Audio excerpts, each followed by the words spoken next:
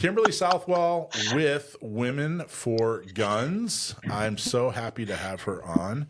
Kimberly, how you doing? Hey, good morning. Good to see you guys. Good Good to I'm good to doing morning. see sure. you. Now you're the California rep, or what's the title exactly? I want to get it right. The exact title. Oh, we're going to be formal. Okay. So I am the California State Director, Women for Gun Rights. There you go. Women for Gun Rights, which used to be DC Project, but now it's Women for Correct. Gun Rights, Correct. which is good. I like that. It's a lot more clear. DC Project almost made it sound like it might have been a, comic book related, right? Agreed. Yeah. So, Yeah. Anything but what it really is. But Kim could be the hero in any comic. Yeah. Have you seen her with a gun before? She's pretty much a badass. I have. I've been on the same range with Kim a couple of times. Yep. So that's awesome. You guys outshoot me any day of the week. So I still wouldn't mess with you, Kim. That's right. So tell us about Women for Gun Rights. Now we know pretty much. Give us a little background. Give us the elevator speech on what exactly Women for Gun Rights is. Okay, great. Women for Gun Rights is a nationwide organization primarily made up of women, not only, but primarily of women. And what we do is we safeguard the Second Amendment. We do have state directors across the United States, and we're by and large nonpartisan. And we believe that education is the key to firearm safety and violence prevention, not the legislation. So, I mean, if you can remember, I remember it in my lifetime, and yeah, I'm old now, but it's not that long ago that we talked about openly about guns, and we had kids taking guns to school, putting them in the locker, and then after school they would go out and they would shoot and hunt and do whatever they did with their friends, and they had guns in the back window of trucks anywhere and everywhere. We talked about it all the time. Safety was something that we talked about.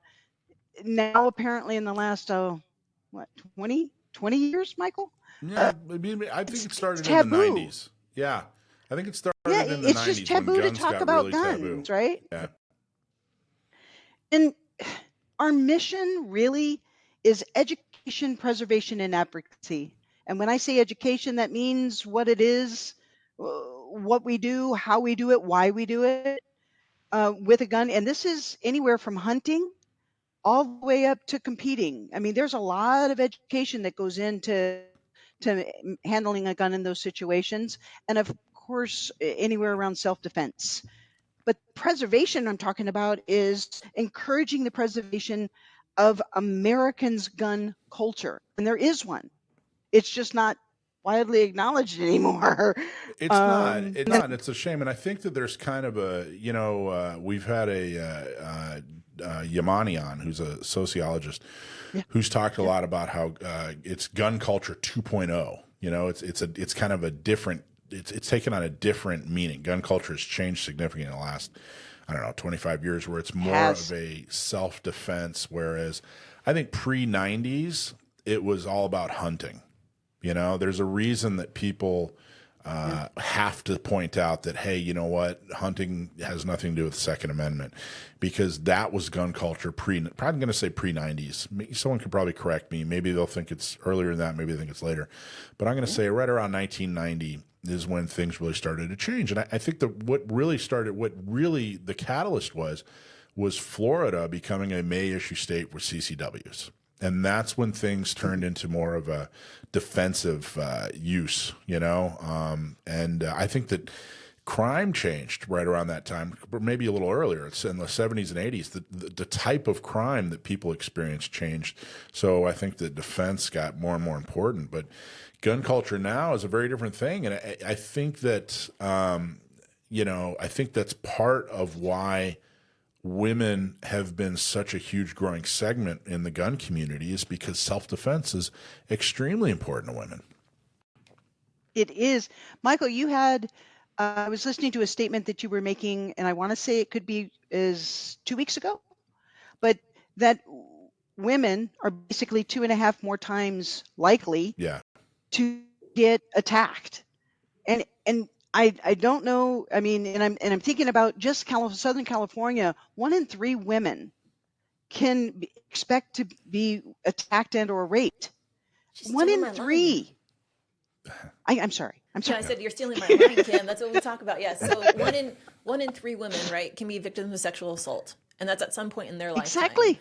Like, those statistics are crazy when you think about it. But that's why we know that, guns aren't always the answer, but they can be a powerful equalizer for women.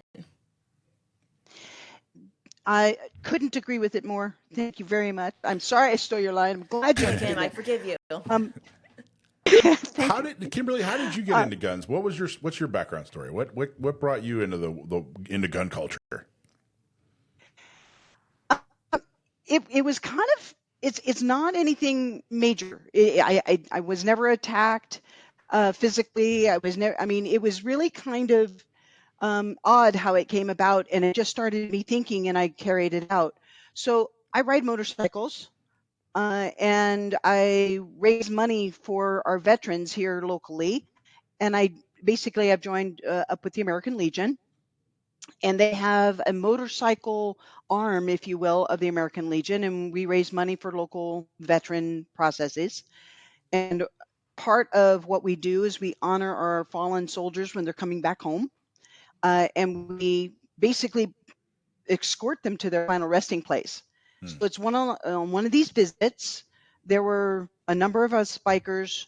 We were in front of the casket. We pulled into the big cemetery down here, and there were a number of people basically. They weren't happy that we were there, and they weren't happy that we were supporting the baby killers, and they weren't happy that we had anything to do with our military. And this is in front of Rosecrans, so it's not like we were. They weren't protesting you because you were on motorcycles. They were protesting you because you were Correct. supporting the military, especially supporting our military and our Marines? fallen soldiers. Yeah. Oh my gosh! And So that's there was here in San Diego, off Rosecrans.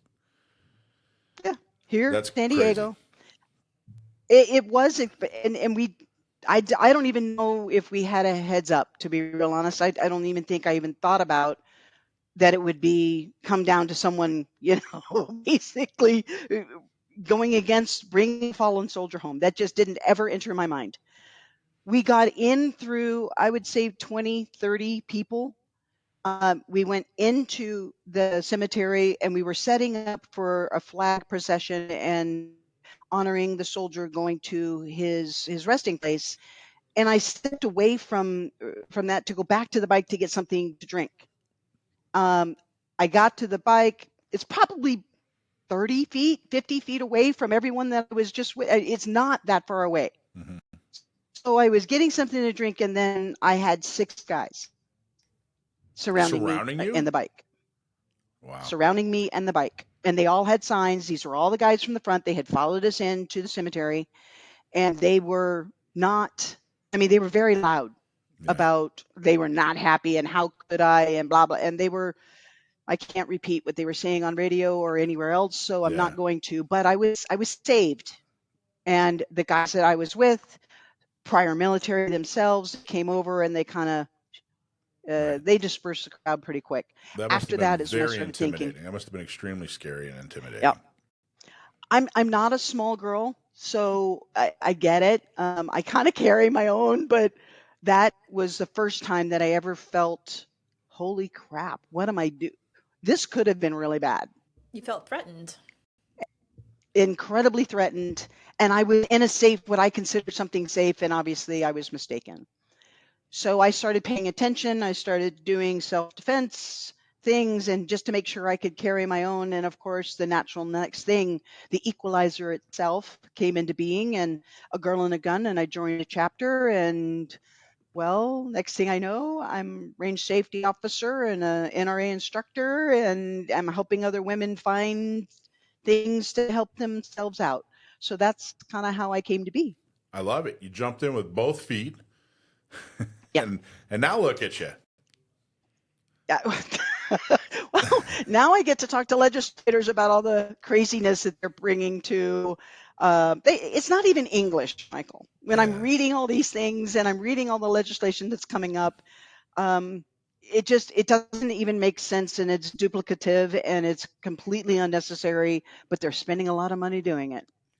So, what's something that you have found? What's something that you've learned as far as talking to elected officials that helps you, be effective? What's something that you can a tip that you can give when it comes to communicating with elected officials to be more effective? I have to keep reminding myself that these elected officials are just other citizen. Yeah. They are not, although they do come to the legislature and backed by a lot of people that elected them there. They're still human, and they're still, doing their day-to-day thing. So once you figure out that they're on the same level as you are, and you're talking to them like I'm talking to you, you have to realize that not everybody has even seen a gun, let alone they know what it is, of course, but they have no real idea of what it means to pick up a gun and either go hunting or target shooting or any of those things. Hmm. There's no real connection. So I try to give them a connection, and it's not about a gun. It really isn't about the gun. It's about safety. So if I approach it from a safety aspect, because I believe that's where we can all be kind of on the same level, Mm-hmm. and we can all agree we want to be safe, then I can at least get them to listen longer than 2 seconds when they figure out that I'm not going to beat them over the head with a gun. I don't even That's care if you interesting. ever own a gun. I don't. What I do care about is, do you understand when you see something, what to do, how to do it, and make it more safe, and make it safe for kids. Now, is that true when you talk to men and women who are elected officials? Is there any difference when you're talking to a man or a woman who's elected, or is it pretty much the same across the board?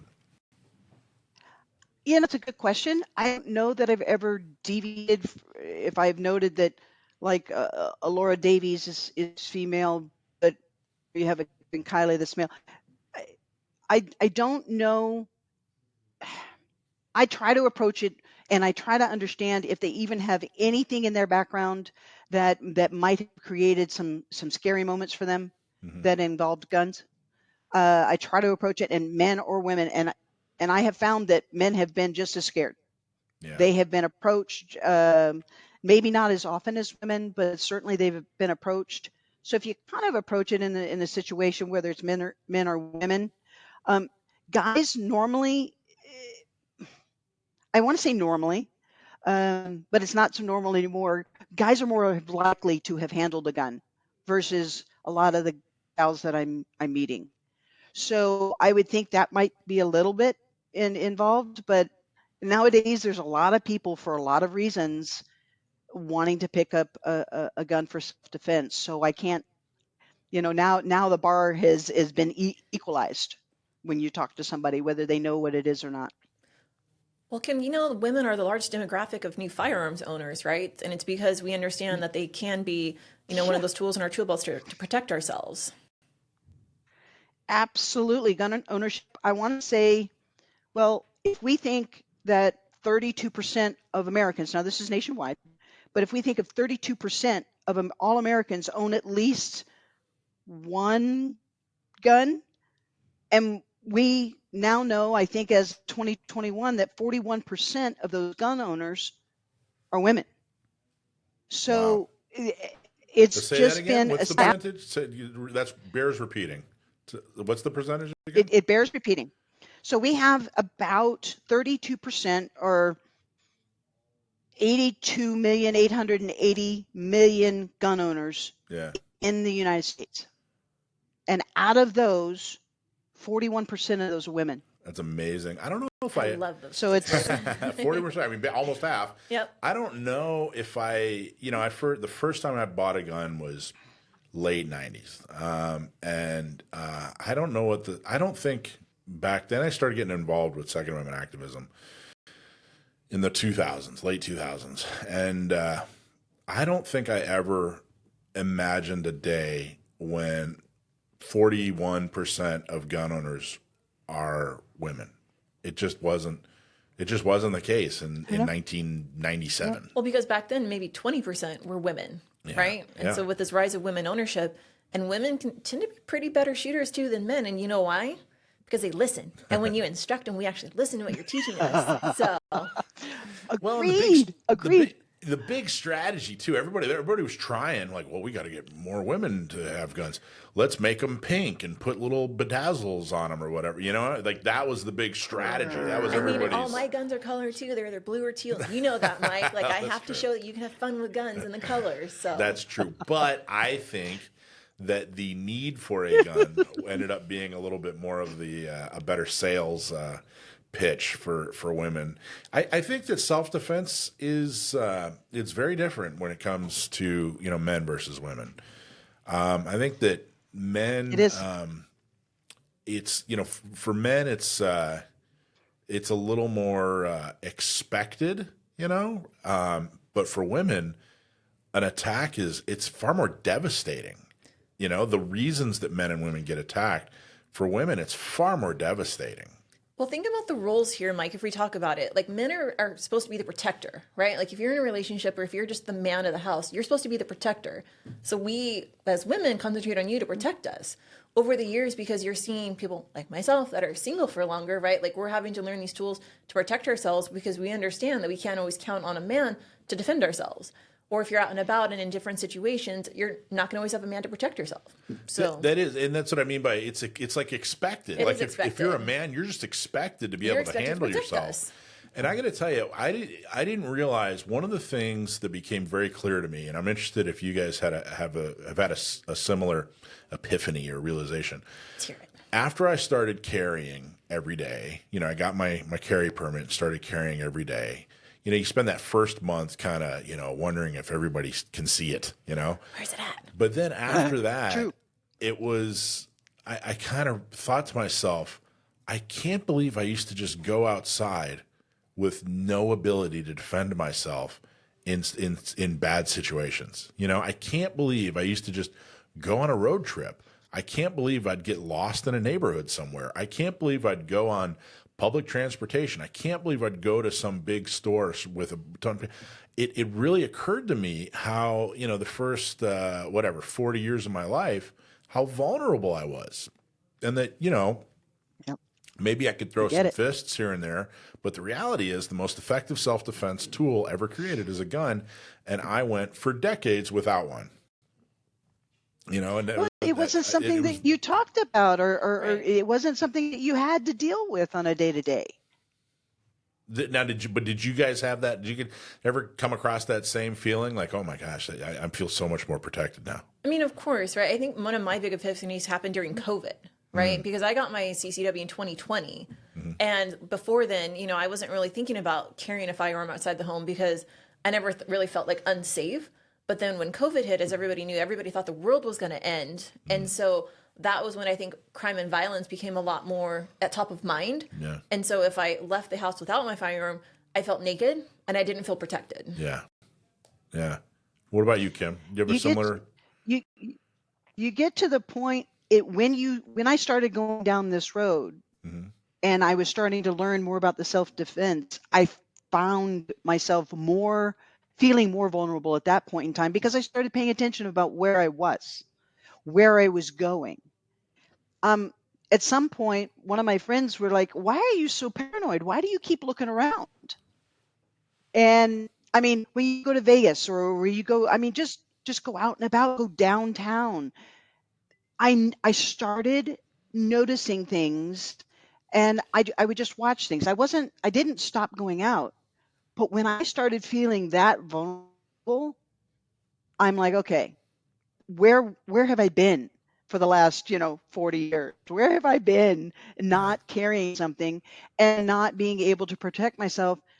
This stuff happens in seconds. I mean, what, 10 seconds? Eh, and it's over.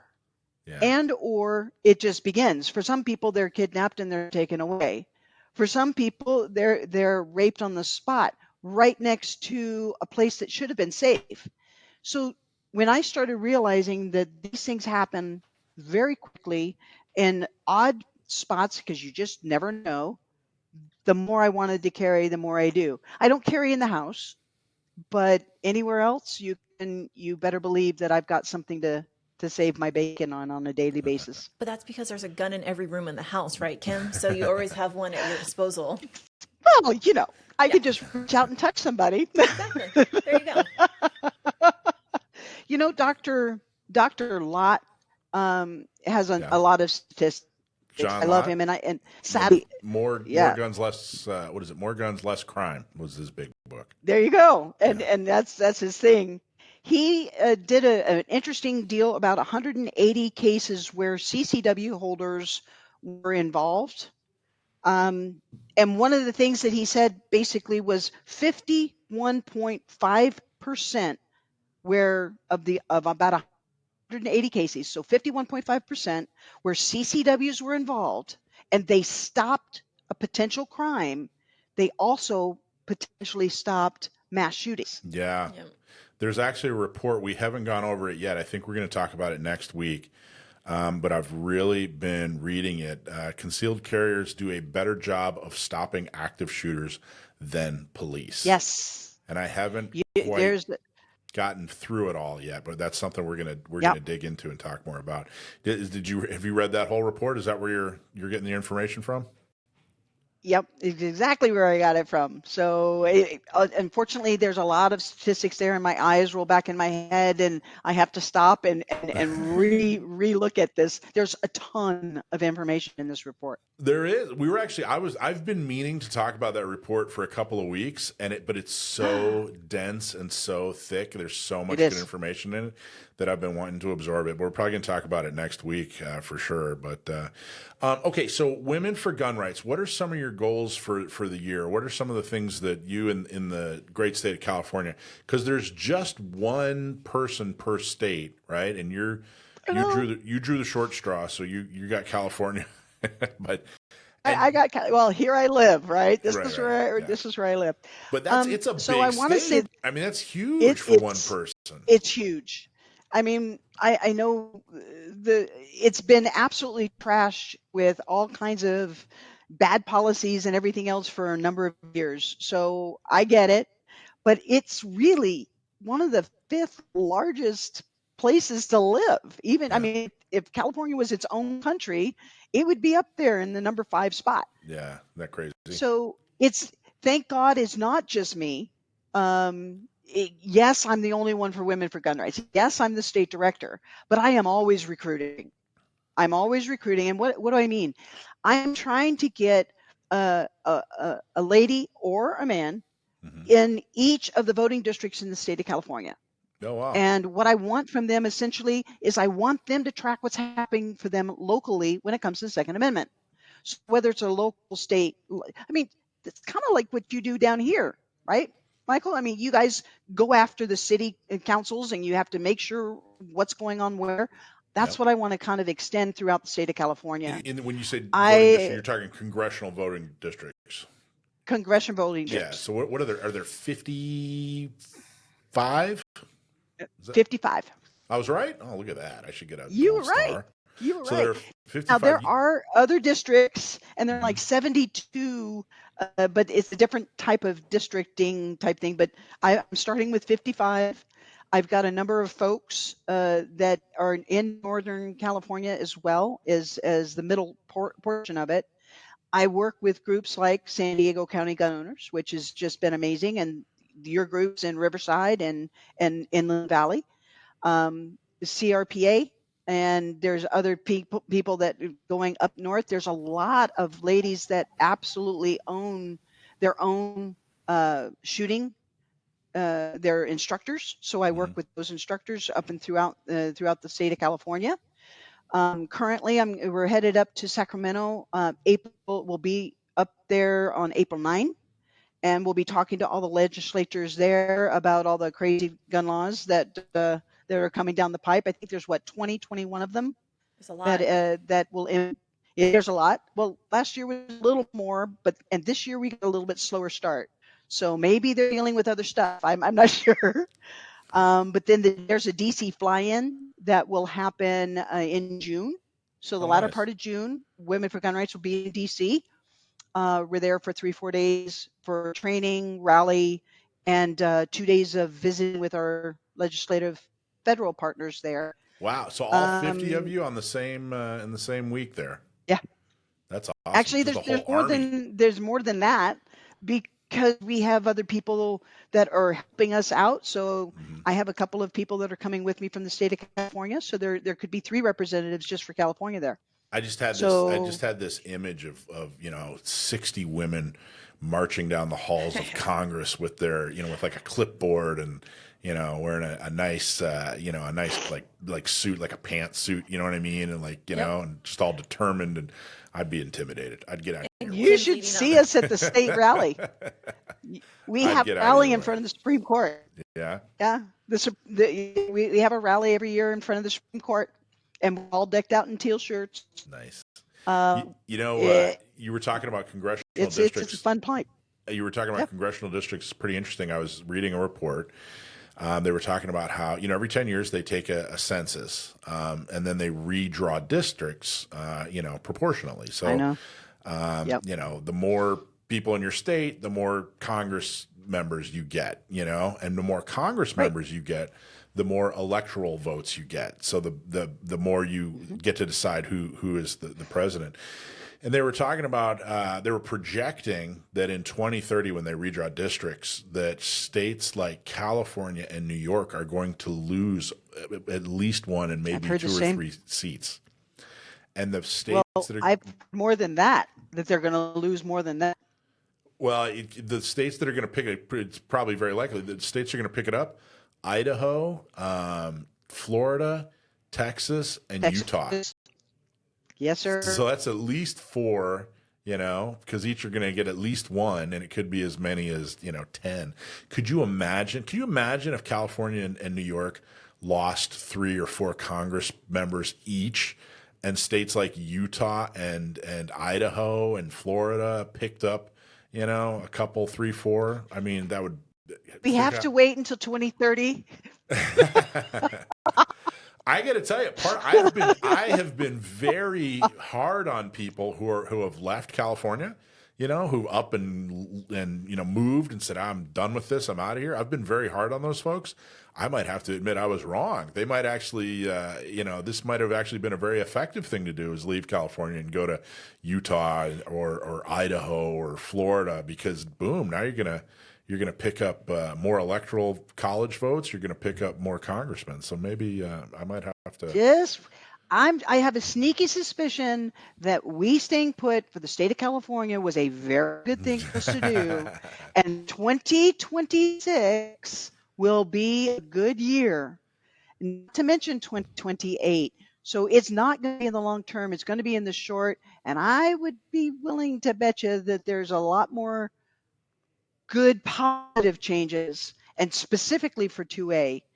I mean, I know the regime right currently, but I want to see what Kash Patel does at the head of the ATF. I want to Should be interesting. see how that kind of comes across the United States, and particularly California. Yeah. So we'll see if any of those things have a positive impact, but we've got a very, very positive movement going forward now. There you go. We just need to get it a little further. All right, Kim, how do people support you? How do people find out more about Women for Gun Rights? What would you like people to do as the result of this interview? So what I would love for your listeners to do, go to our national organization. It's womenforgunrights.org. Fill in your information. There's a number of ways you can become involved, or you just want information, or you want to volunteer, whatever the case may be. And then I basically would get notified from our national organization from there. That's the easy. It's free. It's super quick. I'll reach out to you at that point in time individually. I have a couple of hundred people that I'm working with currently. I need a couple hundred more. So anything for any level, reach out to us, womenforgunrights.org, and put in there California and how you'd like it to help us out. And money is always good. Donating for the cause. You might not want to do a thing, but $4 or $5, $20, $100, whatever you might be able to spend and spare, that would help out the cause. Every little bit counts. Awesome. Every bit. Womenforgunrights.org. Thank you, Kim. Please tell everybody we are so thankful for what they all do, and we appreciate you guys making a difference. And thanks for joining us on the show today.